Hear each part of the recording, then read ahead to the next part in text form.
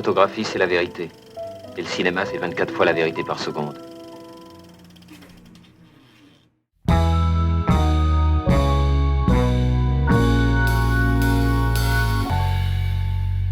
Alors Bye Bye Tibériade, c'est mon deuxième film documentaire, long métrage documentaire. Et mon premier film était L'heure Algérie.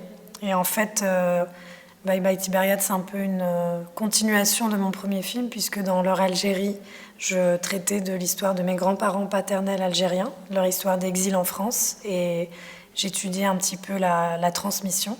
Et dans Bye Bye Tibériade, je traite de l'histoire des femmes dans ma famille maternelle en Palestine et la transmission à travers 4 générations de femmes. Pour Bye Bye Tibériade, j'ai beaucoup écrit parce que en fait, je voulais réinventer l'histoire des femmes de ma famille. Et pas simplement faire des entretiens, mais presque de romantiser, de donner un aspect poétique à leurs histoires de vie. Donc, tout en restant dans le réel, parce que tout ce que je raconte est vrai, mais la façon dont je le raconte est un peu poétique. Et c'était important pour moi de faire ça pour en fait presque créer un territoire imaginaire dans lequel elles pouvaient être entières dans leur complexité et à travers lequel elles pouvaient se raconter complètement et redonner une part d'imagination aussi à des femmes qui ont été privées de beaucoup de choses, qui ont subi des déplacements, des guerres. Donc pour moi, c'était important de pouvoir écrire tout ça.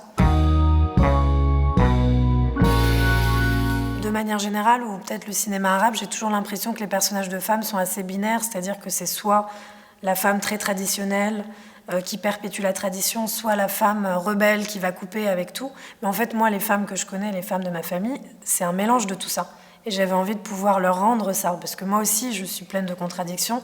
Elles sont pleines de contradictions, parce que c'est un monde dans lequel, en tant que femme, on doit gérer une place à plusieurs échelles.